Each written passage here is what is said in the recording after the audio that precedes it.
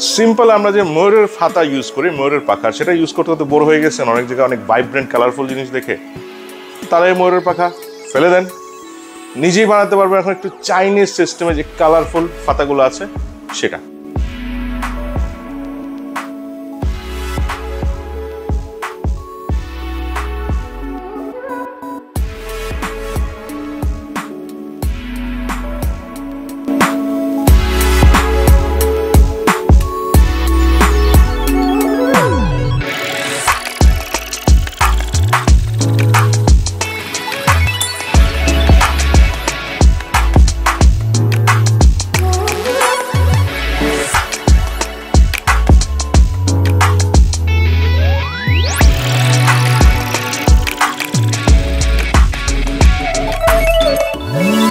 আসসালামু আলাইকুম রহমতুল্লাহ। Hello viewers, কেমন আছেন সবাই? প্রিমিটিভ ফিশিং বাই আকিবে আপনাদের সবাইকে স্বাগতম। আমি যথারীতি আছি আপনাদের সাথে, এবং আজকে আপনাদেরকে দেখাবো এই চাইনিজ যে ওভাল শেপ ছোট ছোট ববারের মতো একদম ছোট স্টপার সাইজের কিছু ফ্লোট পাওয়া যায়, অর্থাৎ ফাতা পাওয়া যায়। অনেক সময় অনেক চাইনিজ ভিডিওতে দেখা যায়, শর্টস ভিডিওতে।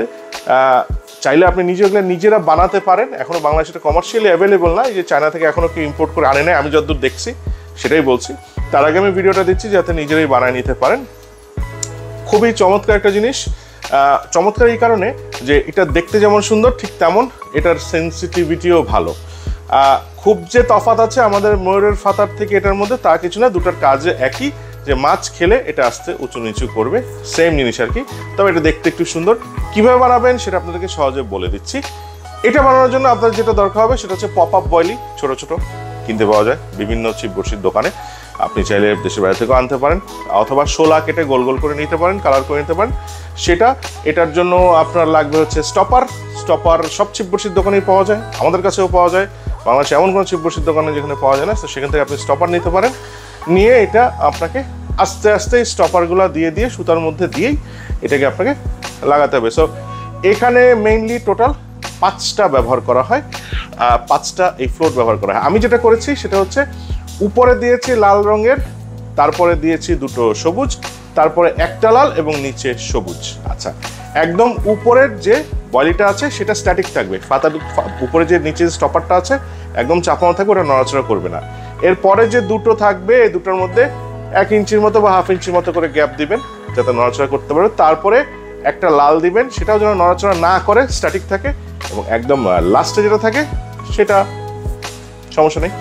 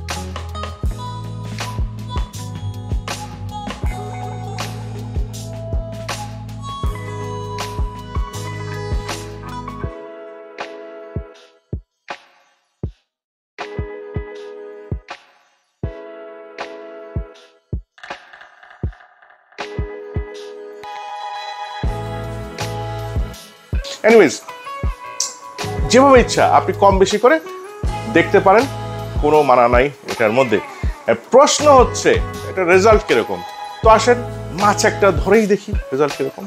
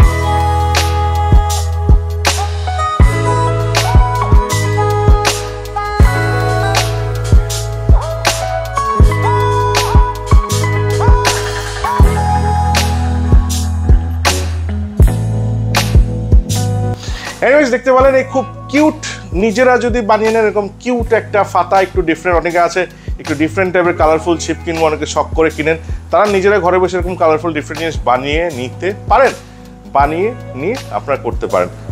টোপের ক্ষেত্রে যে বিষয়টা সেটা আপনাদেরকে বলে রাখি, আমরা এইটার ক্ষেত্রে যে টোপটা ব্যবহার করেছিলাম, অনেকে জিজ্ঞেস করুন ভাই টোপ চার কি ছিল।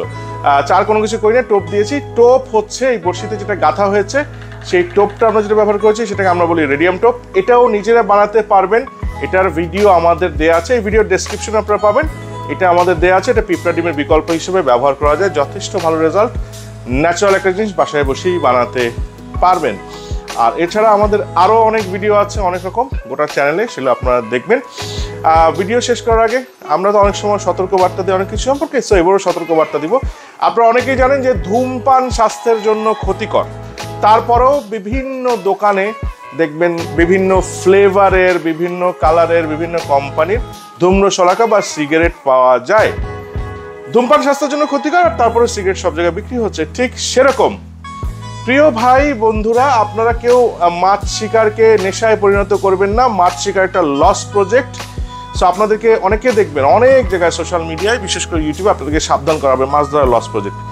বলবে যে টিকিট পুকুরে যাবেন না, গেলে ধরা খাবে এই সে, কিন্তু তারাই আবার টিকিট পুকুরে কীভাবে মাছ ধরবেন, টিকিট পুকুরের জন্য টোপ চার আপনাদেরকে বিক্রি করবে, টিকিট পুকুরে আপনাদেরকে নিয়ে যাওয়ার জন্য দাওয়াত দিবে, আসেন ভাই আমি টিকিট পুকুরে এইটের ম্যানেজমেন্টের সাথে আছি, এখানে ভালো হবে। কিন্তু ধরা যখন আপনারা খেয়ে যাবেন তখন বলবে আমি তো আগেই বলেছিলাম মাছ ধরা একটি লস প্রজেক্ট, কেউ এটাকে শখে রাখবেন, নেশায় পরিণত করবেন না।